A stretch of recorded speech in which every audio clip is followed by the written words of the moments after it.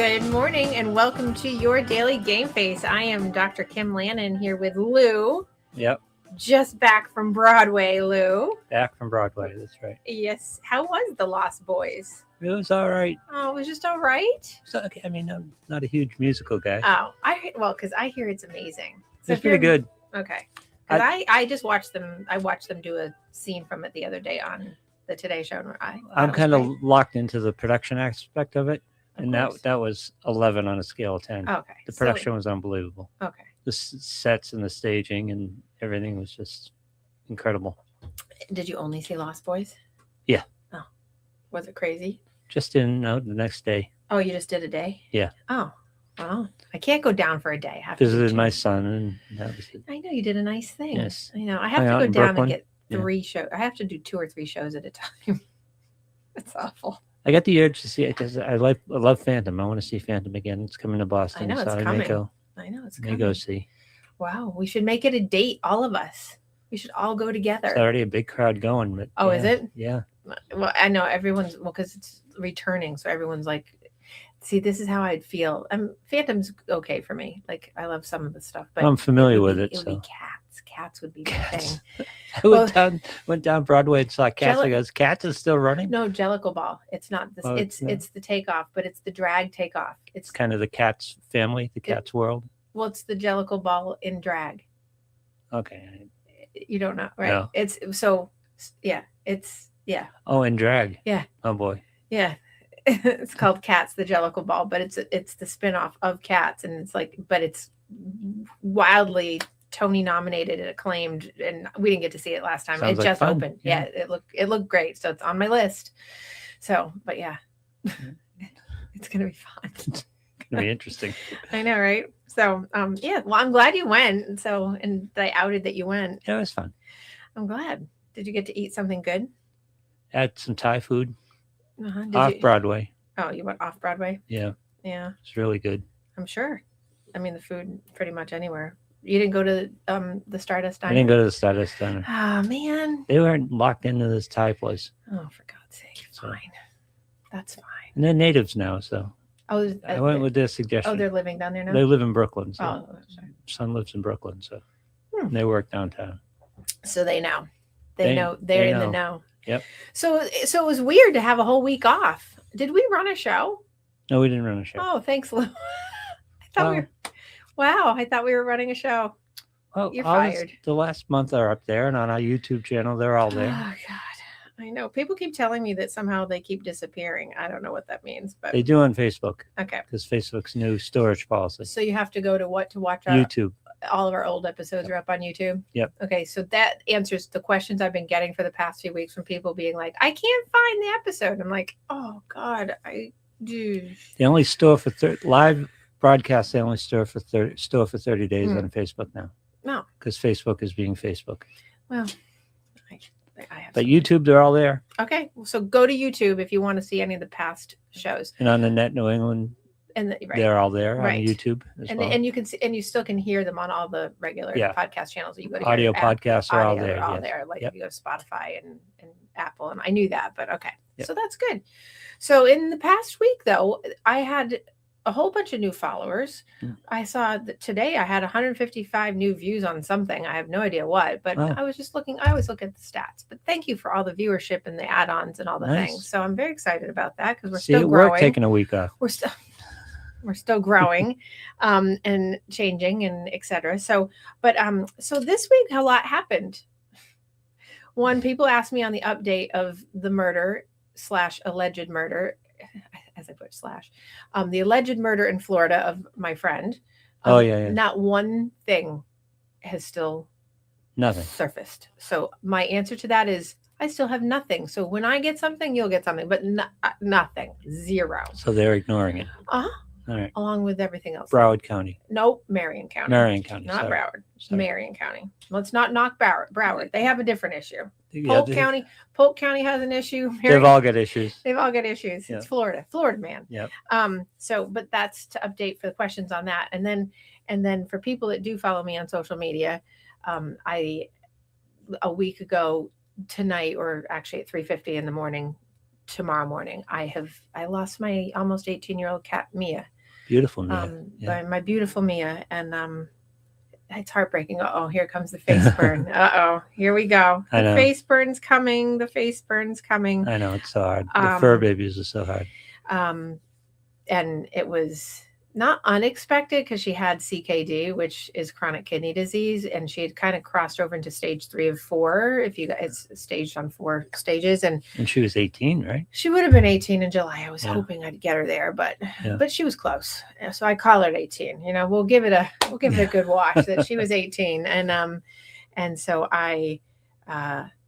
it's been a rough week, and so I thought I would be talking about that today, actually, because it's, part of Rise. It's part of, you have to have a reset mindset around things. You have to be able to integrate things. You have to be able to move forward, which is the stand part, right? Because you still have to stand up every day, and you have to evolve into your forward movement every day. And I mean, I give the advice all the time when people lose their fur babies or people or things change, when you have grieving process. But I did write a memorial. If you want to see the obituary and memorial, did you read that? I did. I've had lots of compliments on my writing of my well done. my last few memorials, because I've lost a baby every year for the past 3 years, and I have a 22-year-old. Oh God, so hard. I know, right? And I just look at her every day, being like, "Can you just make it to Christmas?" Right? So that would be Echo. You know the deal. They don't leave. No, they hang around. Yes, there's an oddness to this, and in talking about hanging around before I get into like talking about it more in depth in terms of how to do like grieving process that's more generalized to people. But there's an oddness, like each thing, each time, each passing of somebody or a fur baby, which is still somebody, they each have something different about how they stay with you, or there's something about the moment. There's something about Mia that I don't know how to put my finger on yet that I've been trying to work through. It's only been a week, but there's something off or different, not bad, but there's something off or different that I haven't been able to put my finger on yet about her passing. Her passing was with me. I didn't have to make a choice this time. Right. I didn't have to do anything. It was with me. So, and that was one of the things I asked for in the divine world of like energy. I said, if this happens, please one time make it not be that I have to make the decision. I know, huh? One time, please. And I got what I asked for. And I think initially the next day I was like, oh, I don't know if I like that better. But I think at the end of the day, I actually do like that better. It was way better than taking her in a car to a sterile place to then, do the whole thing. And it was on her terms. And, I had years ago, I had a wonderful vet, Evelyn, who I won't name her last name, but Evelyn said if the soul could stay in terms of the spirit and mind, they would, because they're not ready, but the body just isn't there anymore. So, so that's why we know that they still stay with us after. It's true for all of us. Yeah. They have, they stay for everything with us unless they get stuck in the world, but that's a whole nother parapsychology thing that we won't get into today. But what I wanted to talk about was in Rise, we still have to reset our mindset around it, because we have to readjust around it. We have to, because it disrupted my routine last week, so when you lose anyone, or you lose a pet, a fur baby, it disrupts your routine. It disrupts like the identity of the household. It disrupts emotional stability. And it does that in a way that surprises a lot of people. I mean, it's really no different. People think, oh, I'll talk about like how it's just a pet thing in a second, but it's not. And, and people don't realize that companion animals are, they're so important, and they're so deeply entrenched in life with you. I have a client that is very, they have a pet, but they often are like, do they have emotions? So I'm constantly explaining to a couple of clients about how sentient being, How how can you they're live with an animal and not understand they have emotion? that they have emotions, Yeah. that they're attached, right? There's a separation, I think, for some people that, I Yeah. think there's a cultural divide in a lot of ways too for some people. Like there's certain cultures that put a distance between that. Um, I'm literally, my niece is texting me asking me for money. As I'm doing my show, I'm getting texts for, can you give me money? Oh my God. But anyway, I just had to, Yep. that was a little moment. I'm like, really? Yep. Read the room. I know. Jeez. So she probably isn't like paying attention that I'm on air right now, but I just thought I'd share that with everyone. My niece is saying, can I borrow money from you? Probably for a concert. This is what, it's like, I'll just I reset. wonder who, but Who the hell knows? yeah. It's always a concert. I think the difference with fur babies is fur babies are the relationship that we always hope for, where we are totally safe. Well, yes, because it's an unconditional, Right. completely unconditional space. It's the only relationship truly that you can have that love, that purity, that innocence that comes, that has nothing No else, conditions. There's nothing else. So there's a purity to it. And that's why I describe grieving. And I was describing this yesterday to somebody, and I do this a lot with people when they're grieving. I say, grieving, you want to grieve. Grieving is so important because it's about the love that you can't give anymore. That's how I see. That's my definition of grief, is that it's about people are in so much pain. Yeah. And it's like, yeah, because we're talking about the love we can't give anymore. So you have to put it in that perspective, that when you're feeling that sadness, when you're feeling the hurt, when you're feeling the pain that comes and goes, it's about going through that moment of, it's because I can't give that love anymore to that particular individual or to that particular baby. It's because you can't do it in the same way. But I find ways to do it. I do find ways to do it, because I do much more of a celebratory kind of thing, even though I'm still in the grieving process. And I mean, Kalila died 9 years ago. I mean, I had Jasmine and Harley years before that, but I had Kalila 9 years ago. I had Mush 3 years ago coming in October. I had Sophie last year. Now I have Mia. I potentially have another one. It's because they were all stacked together, right? Yeah. Right. And then I have a whole new crew coming through, which is like, oh my God. But it's that love that you can't give anymore, and you can't get back from that same unconditional source that was always there. So, but the grief after death of an animal companion is so real, and for people to be, denial of it, it's so difficult. I get a good gloss over in my brain when people sort of poo-poo it, and I'm like, but resetting your mindset does not mean forcing yourself to feel positive again, or just be like, when people say it was just a pet, or it was just an animal, it's just a cat, or really, it means, learning how to carry your loss just like you would with a person, without it dominating every moment of your day. So like last week, I did go to work, sort of, but I made sure I took time for myself, right? And I didn't go back to work fully until yesterday. So I piecemealed it together last week after, right? Because it was hard, and it was a very different experience, because I haven't had an animal, a companion baby pass with me without having to make the decision since I was like 4. So that was there was one when I was like 16, actually, but I wasn't home for it. Right. He died when I was not home. He died when we were all not home, and that was a whole nother story. But anyway, so there's some practical strategies, and I just thought I'm going to be very technical and kind of keep it so that I don't get into an emotional space too much. But it's about like trying to really have some practical strategies to move through grief in a healthier way, so you reset, right? So oftentimes we judge the intensity of the grief, and people often will minimize loss because it was just blah, blah, blah, right?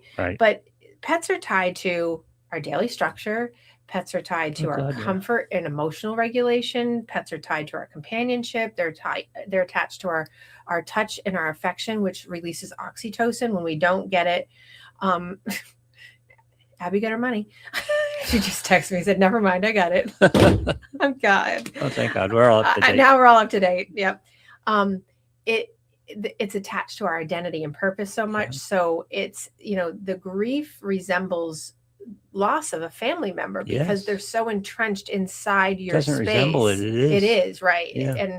And so that's often what the relationship is. And they create such a space for you. And so instead of saying, like, when people will say, you just got to get over it, that just kills me, right? Like I have said over the past week to certain people that have said those things that have, I say, well, I'm grieving because the bond mattered. Yeah. And so that actually has changed some people, and they're like, oh, and these are people that have like animals that don't think. I'm like, I'm grieving because the bond mattered, because that was there and it will always be there. And my grief and my pain reflects the attachment that I have and that I will always have. And it doesn't reflect weakness. So many people see it as like, it's not a person. Therefore, no. Well, in many cases, I have a much stronger reaction to, and people do have a stronger reaction to their fur baby passing than people, because of the unconditional positive connection that they have with a fur baby and their innocence, and their innocence, which is different with people. Like, I mean, I love my yummy person who was my grandmother, right? And she died in 2003. And I think of her often, and I always celebrate her, her death date in my mind every year and do something in my own head. And I'm very positive about it and everything. But the grieving process for that is very different than all of my fur babies. And plus, you had conversations to resolve some of that. Right. Which you can't have with you can't have with your children. Right. So, so the mental shift that you have to have in terms of rise is shifting over to like that piece of like, it mattered to me. It mattered, and it's allowed to matter, so that you don't have as much guilt and you don't have as much resistance in your body, right? And so I think one of the hardest parts, and so for people that haven't gone through this or people that do know the experience, and this is with people too, is the hardest parts of the loss is the sudden emptiness in the routine, even though I have 5 others in my house. But every single one, this is one of the things. It's so different. They all have their own space. She had her own space. And if you read my obituary / little memorial to her online, there's a very big difference between my writing of her and my writing of Sophie. Right. Yep. And so like her space was so, I call it quiet and wispy. She was a very quiet, solitude-ridden cat who was very present, like right there, but very quiet and off to the side, all of her life like that. So that's one of the hardest parts, is like, she's not, she doesn't come down the stairs anymore. She's not sitting in the middle of the bed. She's not, and she always loved going in the closet and sitting in the closet. So the weirdest thing is one of my youngest ones this past week never goes in the closet for anything. And I couldn't find her all week. And I'm like, Cinder. And I'm like, where's Cinder? She was sitting in on Mia's spot. And she's never done that before. And that tells me that there's some kind of connection in there, and that there's a missing of Cinder to her. And I wouldn't say that they were close by any means, because Cinder's 1.5 and she's a wild child bouncing off the walls 90% of the time. But there was something there. And so she went in and sat there. So that tells me that there was some bond that I didn't see. And that bond mattered. So that bond matters to me. So, so anyway, when you have a loss, no matter who it is or what it is, your nervous system, right, has a dysregulation to it. And so it notices the absence constantly, even when you're not present in the house, because it's on your mind. Like in the last month and a half, I was doing a lot with her. She was getting medicated, which was kind of normal in my household, but we went to diapers because she was losing bladder control, and we had done so there was a lot going on. So even when I wasn't in the house, I was paying attention to, it's diaper change time, calling home. It's like, we have to, make sure she eats, make sure, because we had to keep up her stuff. So it's like that whole routine changes your nervous system around, because it's regulating around this schedule. Right. And then all of a sudden the schedule stops. Like abruptly. And it's just, leaves a hole. It does. It's an emptiness in a different way than I can ever describe. Like when Sophie passed away last year, if people remember, right, in March, I described it as like a deafening, like empty, like it was deafening in the house. It was because she was so present. She was like a Right. Yeah. right, and it was just heartbreakingly heart wrenching. Now Mia is too, but in a very quiet, subtle way. I keep hitting the mic. So, and those things are so important to not let go of in terms of bypassing that, because it's important to be able to integrate that into your space, to know that that matters, and how to, because that's who that person or that animal was.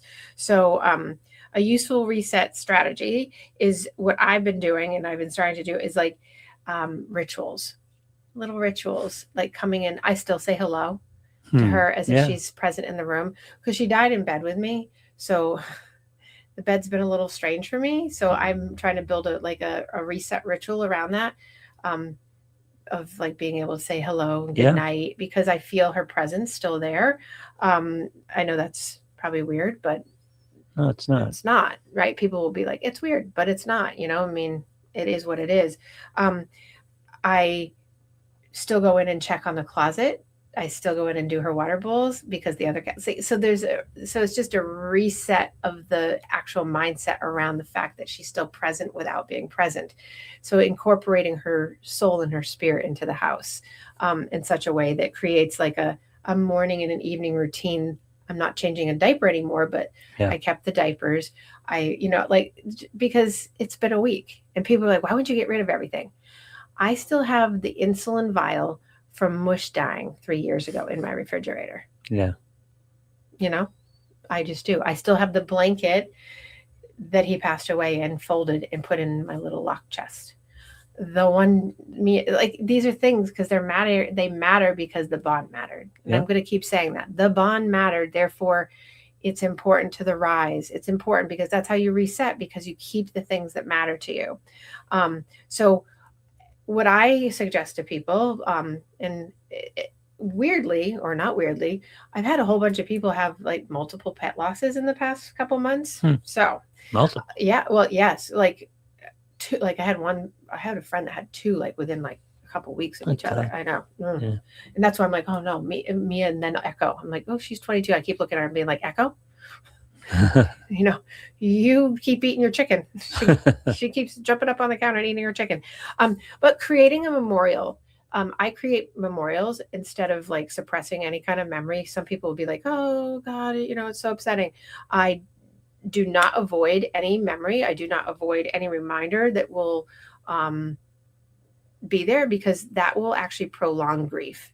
Avoiding that just makes you stuff it, suppress it, and it backs up on you, and it makes it harder.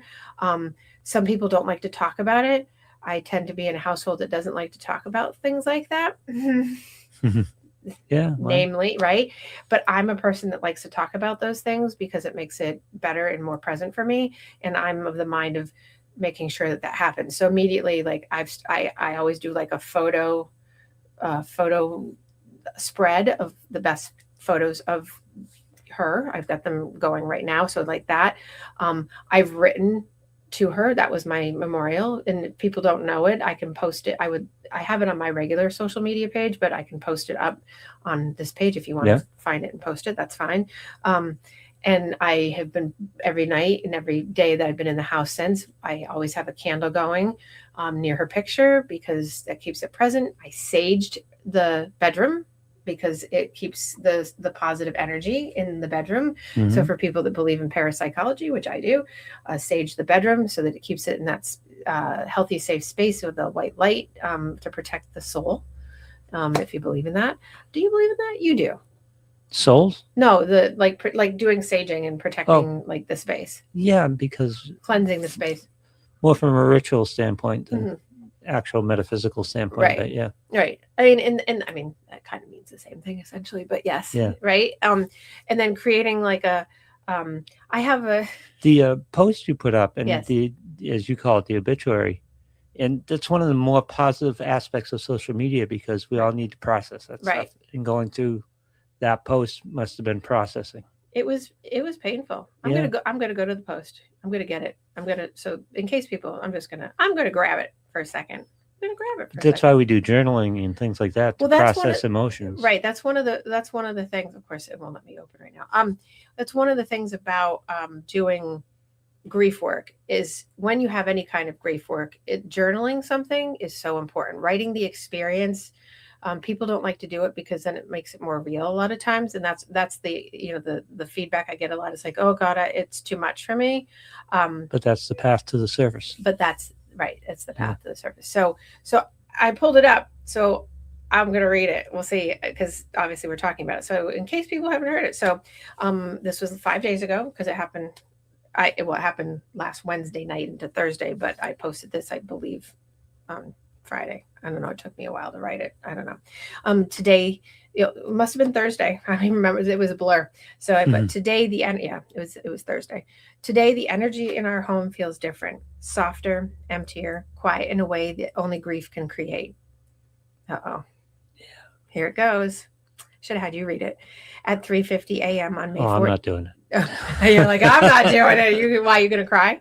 I'd lose it. Okay. So that's good. I'll do it. At 3:50 a.m. on May 14th, 2026, our beautiful Mia peacefully left this world while sleeping beside us at home, just as she lived her life gently, quietly, and surrounded by love. She was almost 18 years old. Mia came into our lives at only 6 weeks old, and from that moment on, her soul became woven into the fabric of our home and our hearts. She was never loud or demanding. Face burn, here it comes. In fact, most of the time you barely heard her at all, yet somehow she filled every inch of this house with her presence. She moved through life like a whisper, soft paws, quiet eyes, silent comfort, but her spirit carried a weight of love that made every room feel whole. There are souls who do not need to ask to be seen because they are simply felt. Mia was one of those souls. She was the gentlest sister to her brother we lost on Halloween 2 years ago, and to every brother and sister who shared this home and this life with her over the years. She carried a calmness that grounded everyone around her, a peaceful little guardian spirit wrapped in soft gray fur. Over the last several months after losing her vision from a hypertensive event in the fall of 2025, her chronic kidney disease began taking more and more from her. Watching her slowly fade was heartbreaking, yet even as her body weakened, her spirit never lost its sweetness. She still found us, still trusted us, still loved us with the same quiet devotion she always had.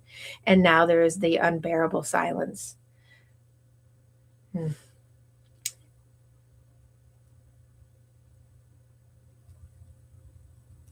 So well written. Thank you. The familiar feeling of her nearby, the subtle sounds, the unseen comfort of simply knowing she was here. Gone from the physical world, yet somehow still lingering in the spaces she loved most. People who have never loved an animal this deeply may never understand that they are not just pets. They are companions for entire chapters of our lives, witnesses to our joys, our grief, our routines, our growth, our healing. They become part of the emotional heartbeat of a home. Mia is one of the purest souls we have ever known, and losing her feels like losing a piece of the spirit of this house itself. We will miss her beyond words, beyond measure. Thank you, sweet Mia, for nearly 18 years of quiet companionship, unconditional love, gentle comfort, and beautiful memories. Thank you for every moment you curled beside us, every silent greeting, every soft look, every invisible thread of love you wrapped around this family. You may no longer walk beside us physically, but your energy remains here in the silence, in the memories, in the love you left behind, and in every corner of this home you helped make whole. Run free, beautiful girl. You will always be with us. Well, that was hard. Yeah. Right? And I think that captures her. Like, I can't even think of a different way of like writing that. Thank you all for listening to that. But I figured I'd give context to what I was talking about. Wait till you see what cat she brings you. I know, right? And that's what happens. Yep. The next something spirit will come. And that's Khalil. That's why I have a second Aussie now. Right. First Aussie brought him to me. Right. And that's Kalila brought me Sophie. And I think Sophie brought us Toby the shed cat. Because he was a rescue. And John rescued him. And essentially official rescue. He's an official. Well, he's not from an actual like place, but Oh, that's what I from was, from a yeah. house. Okay, yeah. From a house. That's what I meant. Like not from a Mhm. shelter, just feral. Mm-mm. Not feral. Not feral. From Yeah. just a rough situation. We'll put Yeah. it that way. So, but Sophie died in March, and then in August we rescued Toby, the shed cat. So yes, they bring us. So, I don't need another cat right now. I don't. Um, oh God. So that was creating, to my point of, um, oh look, John just said thanks. Now my day is sobering. Yeah. She was the best. But that was the creation of my memorial for her, because I needed to put that there. I needed to say that. I needed to, it. But eventually you turn the corner from loss to remembrance. Right. Well, because well, and that was remembrance, but it's the grief wave, right? Yeah. It's riding the grief wave. Is not, this is just like everything else I talk about in the rise moment. It's not a straight linear line.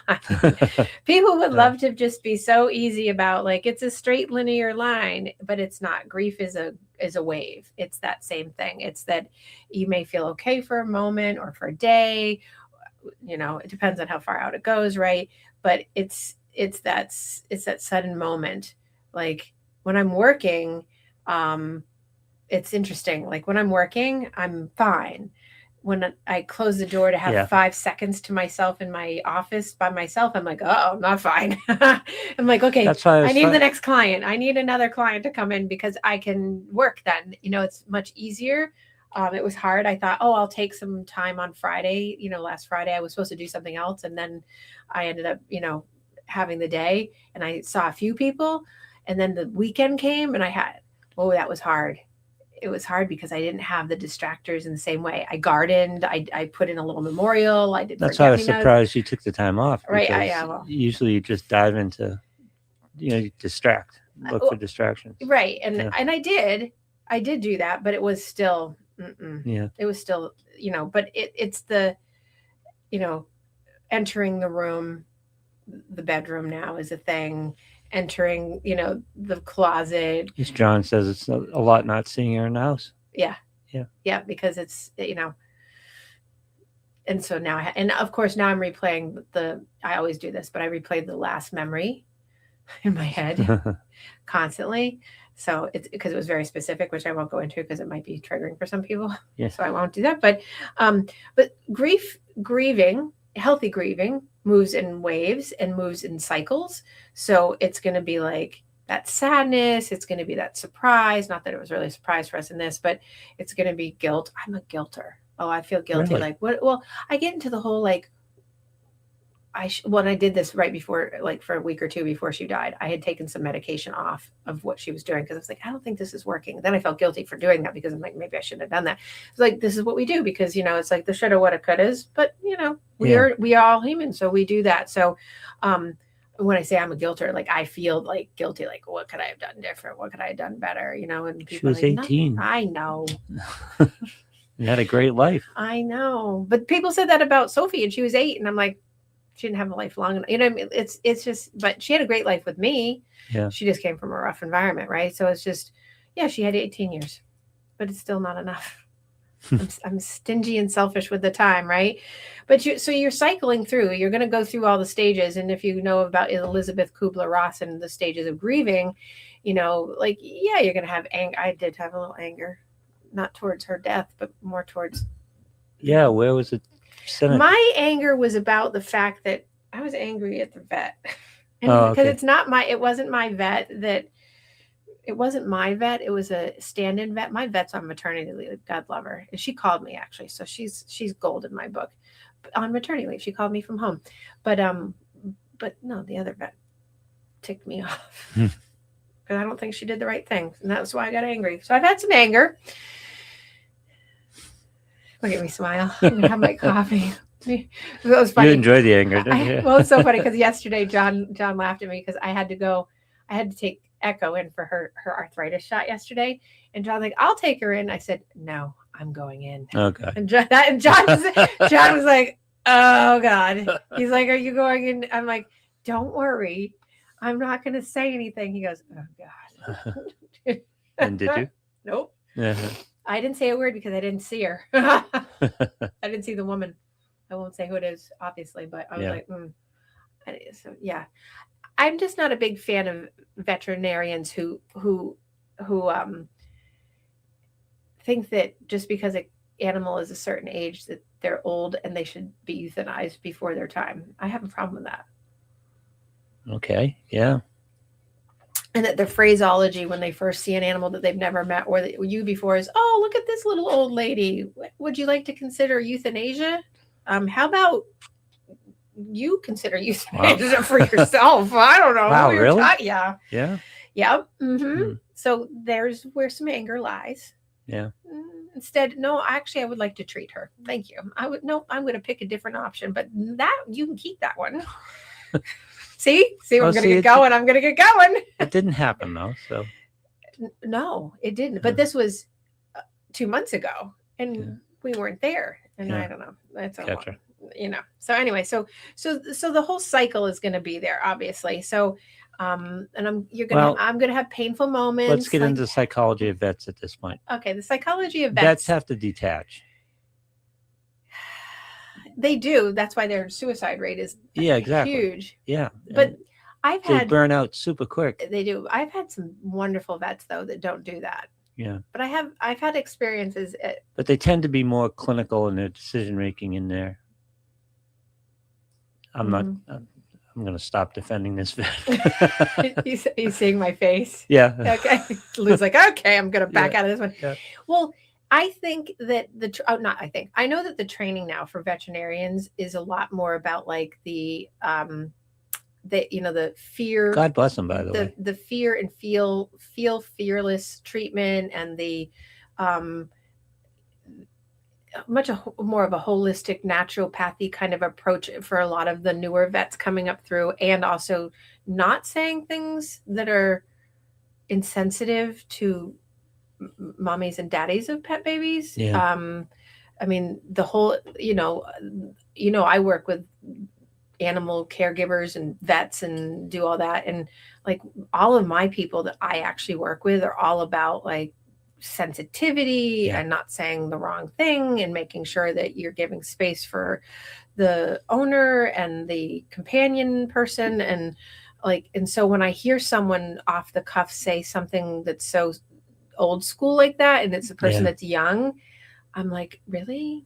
So I end up, because I'm in the field of it and I work with veterinarians and I work with caregivers and animal care that do like big animals and stuff, I'm like, that's not a thing you say. Yeah. So, but there's a time and place for everything. But that makes some of the grieving harder sometimes, because I jump in and out of that with that, because I do. But that one's not as bad anymore. I've kind of, but that's normal to replay those things, like the comments, the treatment decisions, symptoms I might have missed, moments that were not perfect. Those are all the things, like, so, because we try to make sense of stuff that makes sense. I mean, like you said, she was 18. It was her time.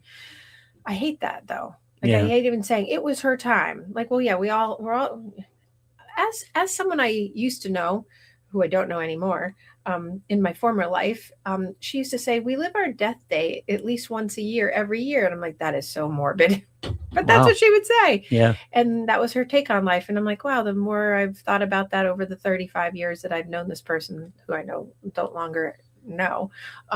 What's the benefit of that whole process? I think that made it easier for her to think about death in her own way, like that every day could be your death day. I think that's how she thought of it, is like any day in the year could be your death day. So you live it at least once a year. You just don't know what it is. So it's coming. Yeah. And so, and when I first heard it, I was in my 20s and I'd be like, that is so morbid. Yeah. And, I'll call her Cheryl because her name was Cheryl. And I'd be like, Cheryl, that is like so morbid. But over time, I'm like, wow, that actually makes sense. Yeah. But it's still morbid. I guess. It's still morbid. Because you're thinking like, wow. But I don't know. I don't understand how it's productive. But it's not really. Yeah. Because that's why I think it's morbid. But I get it. I mean, it made sense for her to make it easier for her. But, I don't like thinking like that. So, don't do that. It's That's not not gonna a, make it easy for it's you. not a, it's not a Yeah. reset mindset kind of Yeah. rise kind of thing. No. So going back to like, watching for your guilt distortions, which I think I focused on this for my podcast today, because I was like, my questions that I asked myself is, did I act with the love and the information that I had and do it in the right way? Was I trying to protect and comfort myself versus Mia? I didn't do that. I made sure I Yeah. did the right things, because like my last decision, I'm so good with my decision last Wednesday night of just getting in bed and holding her. I just knew. Mm. And John's probably still listening. I was like, John, because I came home like, she's dying. He's like, no, she was just Really? up. And I'm, because she was up and moving around that morning, Yeah. and she had eaten and she did the whole day. She actually got herself downstairs, which had been happening more and more. So I was like, that must be I'm figuring that was she was, Yeah. She was looking to have moments for herself. She was a smart cat, right? So I think she was having her moments. And the week before I had taken her out in the sun on the deck, she was really confused. Her condition had gotten her a little neurologically compromised. So she was a little confused a lot, and she was spacey. Yeah. But I took her out in the sun. So I think she was looking for just kind of to be around the house. And so she actually fell down 2 of the stairs the week before, and I had to put a barrier. But she found herself down the stairs last Wednesday, and I wasn't home. I was working. So I missed all of this. But John was like, no, she ate right up until whatever. But when I got home last week, I knew. Yeah. And so I made that decision of that I'm so good with, that I was like, I'm just good. I knew. And I'm throwing him under the bus. He fell asleep, of course, and I'm like, I'm going to be up all night. Because I figured if she didn't pass overnight, I would then make the decision to make the decision. Yeah. And I was like, but please don't make me make this decision. Please don't make me, because I didn't want to do it again. I hate that decision. It's awful. Of course, it's awful. It's awful. So, and because I don't judge anyone else, because I'm so good with like knowing that pets mean so much and animals mean so much, I don't ever, like, grieving is important. Grieve your heart out, and people say like, I'm sorry I cried. Like, cry, right? You saw what I just had happen, like, right? Yeah. If it wasn't on air, I would have like been a puddle on the floor, right, for a hot second. It took me till Monday to not look like I had been punched. I I can was imagine. like swollen, very important when you're grieving for anybody and anything is not to isolate yourself, right? Don't become isolative. Now, I like silent moments. I like quiet moments, but I don't like to isolate. So hang with friends that value animals, talk to people that value animals like you do, like, find people in your group, in your tribe that, value your process. Don't surround yourself with people who are like, yeah, it's just an animal. Do they have emotions? Like, that, okay. And also out in the world, just so that people know, and going back to like the How veterinarian much thing. empathy do you have to lack to not understand when you live with an animal that they have emotions? Lou, you have no idea. I used to laugh at the dogs have no soul. You ever met a dog? Well, any mammal, this is the thing, and this is what I tell people, any mammal is a sentient being. Yeah. A monkey, a dog, a cat, an orca, a dolphin, like any mammal has sentience. So, and oftentimes people have no idea what sentience means. It means that they have emotion and intelligence, and they can combine them together, and then that's how they function in the world, just like we do. We are sentient, and animals sometimes are more sentient than some humans I know. Well, yeah. So when people say that, it's because there's a disconnect of either how they were raised or their value on whatever. I mean, Yeah, it's a hole in your vision. Right. A huge hole in your vision. Blatantly obvious. Exactly. But people, or horses. Horses are one of the most sentient beings of all the animals. They're so connected. So connected. Mm-hmm. But going back to the vet thing for a second, most veterinary clinics now, or like the big animal hospitals, whatever, they have doctors like me and social workers and everything in there to support, like, and grief counsel now. And they offer support groups 2 or 3 times a month that pet loss or upcoming pet loss pending kind of thing. They offer those services, and you can get those services. There's online support groups. There's a lot out there now for this, because it's become such a much more well-known thing. And it helps people function. It helps people rise to their moments to be able to move forward, because people can become complicated in their grieving over these things. I had someone tell me a few weeks ago that they had lost a pet, and this happens a lot. They had lost a pet in their childhood, and they never grieved the loss of that pet, and they're in their 40s and 50s now, and it's backed up on them, and that's what their memories go back to, those pieces, and they're just talking about it with me now. And I didn't talk about, Mia passing, but with this person, but I know that if I did, it would probably bring up more stuff for them, because, and so that I won't be doing that. But it was such a big discussion when we put the first Australian Shepherd down. We went and get the kids out of school to be part of it. It was such a big decision and a big discussion, but right, because you didn't want them to come home and find out he was gone, because the bond matters, because the connection matters, because it's a relationship. It's a very meaningful relationship. So even if you have, like, even this is one validating conversation I'm having with you. All you, in anything, in any loss, I'm talking about, even you have a relationship loss, right? It's the same thing. If you have one validating conversation about like a relationship loss, that matters. And so it's the same thing, because it's emotional pressure is taken off of you significantly when you have that. And so that's a big piece. So if you're using validation, which I'm getting here, and obviously from the listeners, but using physical regulation as well, you're trying to regulate your body system around this. So sleep time. Now it was so funny. Last night I went down and slept on the couch for a little while, because Echo's, ever since Mia died, she's getting up and starting to like paw at me, because I think she misses her. So I'm like, I'm getting mauled at night. Yeah. So I'm like, okay, I'm going to the couch. Where's Mia?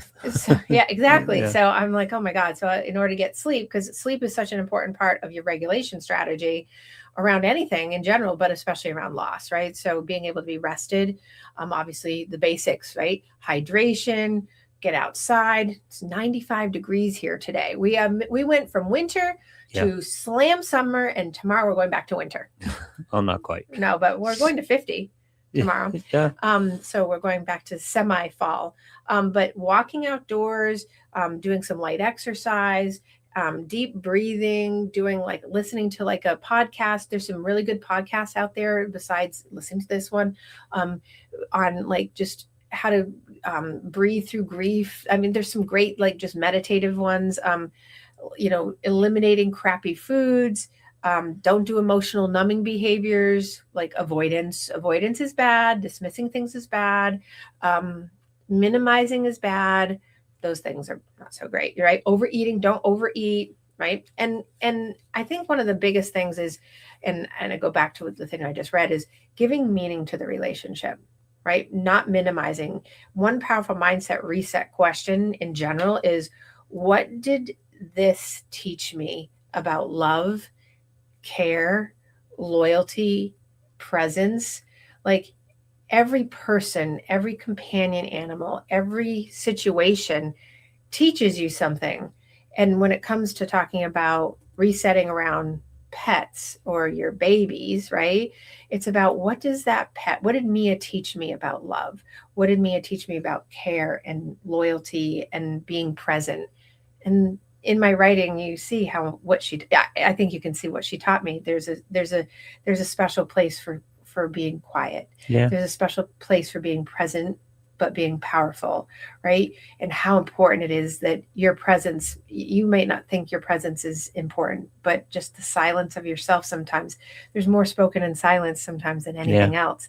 And I think, oh, what a gift that is, that silence spoke such volumes. And I didn't really realize it with her until she passed, how much that mattered. And I already knew silence mattered, but it's like such a teaching moment. You don't claim your territory through noise all the time. Right. And people sometimes really feel like the need to do that, and you absolutely. don't, right? And we heal by carrying forward the qualities that pets bring into our lives. And that's such a foreign concept of some people, because they're like, what? How does that, it's like, pets teach us patience.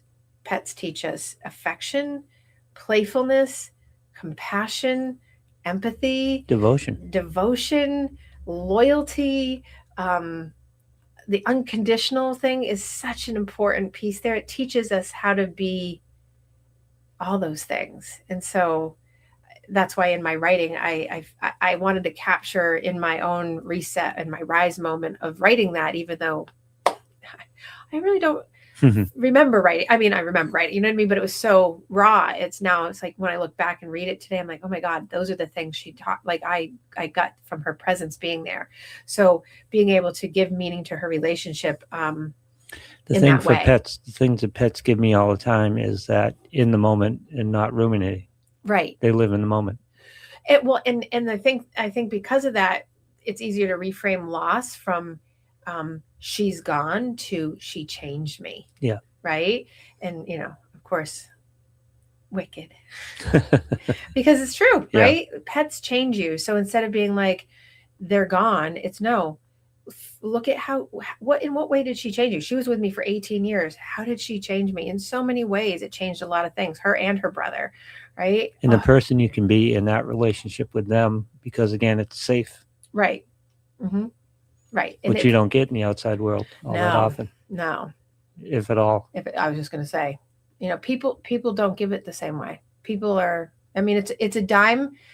It's a diamond. I won't say a dime. It doesn't. It's a diamond in the rough to find someone that can give you something that's comparable, unfortunately. Yep. And and that's not to knock human beings. It's just, it's human beings just don't do it in the same way. I mean, there's a continuum of that, Just so humans are overly complex. Humans are in that way, right? Yeah. And so and we come with so much more, unless you're an abused animal, we come with so much baggage and defenses, and we get stunted in years of development that get us stuck, and that's why people come and see me for therapy. Mm-hmm. If you're in grieving and you're in any of these moments in any way and you need extra support, you want to make sure that you know that if it goes too far beyond weeks or months of like intense grieving, like you usually have a 2-year window on people loss and pet loss of like kind of grieving, in that cycle. But if it's really intense, like if you have an inability to function, note that's a flag and problem. If you feel severe depression, that's a problem. If you have panic attacks, or you feel like some people automatically have this thing of like, I'm going to die, if you have persistent sense of hopelessness or like giving up, or you withdraw completely, or you have poor sleep or poor eating and it just continues, and you lose weight or you gain weight, or you have overwhelming guilt and you just can't pass it, that's when you really need to seek out help. That's when grief counseling is really important. I put that out there because that will help you get back onto your rise moments. Most people that I work with, we do this like as soon as like things happen, and obviously you can tell I do it. Like I process right through. So, but it's important for people to have their mindset to stabilize themselves, both mentally and regulate the body like polyvagally. So your vagal nerve, so that you're not dysregulated all the time. It's important to not deprive yourself of the moments to have them when you have that. And that includes, and I talked to someone about this yesterday, about they were losing their job. And I'm like, it's the same. You're losing something you've been with. It's your identity for 25 years. That you're going to go through the same grieving process. In death of self. It's a death of self. And so, I mean, grieving is grieving. It's the love that you had for that position that you were in. If it's a person or a companion animal, it's just the love. Grieving is the love that you can't give to something anymore. It's the thing you can't do anymore to give, in a job situation. It's the death of self. You can't love yourself in that position anymore because now it's not you. Who are you? Comfort of that routine. Right, exactly. Yeah. It's the comfort that you got and the comfort that you knew from it. So super important to give yourself space and grace, as I say, to have the process happen and be okay in it. So what is the takeaway today in this is that the rise moment is to reset your mindset, allow yourself to integrate your whole experience without denying it. Don't suppress it, really experience it so that you can actually feel it, stand in it, be okay, that it's okay to feel all the feels. And if someone tells you different, don't be around that person. Seriously, don't be around those people. Find your tribe that will support you and value you in your experience, and it will evolve over time. And you do. I look to the depth and breadth of experience of my time working with Wildcat Sanctuary and Big Cat Rescue of we have losses at those sanctuaries all the time. Yeah. Because we have 140 plus cats right now at Wildcat up in Minnesota. We had 40 before we and Big Cat moved them to Turpentine. There's so many cats that are aging out. Yeah. Like they get 22, 23, 24. We just lost 2 last week at Wildcat. Like, and I look to that and think, oh, the hardship of the continual losses and being in that, just like veterinary care is like, that whole thing. So when you have 1 or 2 in your own life, be able to really focus in on how to make your rise moments so that you can learn from those babies and integrate it into your life so that you don't forget them and you use from what they've taught you to move yourself forward. So important. And people don't think about that. No. I want you to think about that. You think about that. I will. Because you have your baby. Yeah, put my mind right to it. Exactly. Yeah. Right? And you have cats too that you never talk about. I do have 2 cats. Uh-huh. You're so bad. What? You. Sidebar. I'm a dog person. You are an animal. I take care of my cats. An animal person. Yeah. I am an animal person. Yes. Yeah. You love your cats. I do. So there. Fine. One of them. Stop. You stop. Oh my God. All right. So anyway, everyone, thank you for the latitude for me to have my rise moment this week talking about grieving and loss because I needed it. And I needed it for you too. And so you guys go out there and rise to your occasions this week, whatever you're going through, and make sure that you reset that mindset, integrate it, stand it up, and evolve forward. And I will see you next week.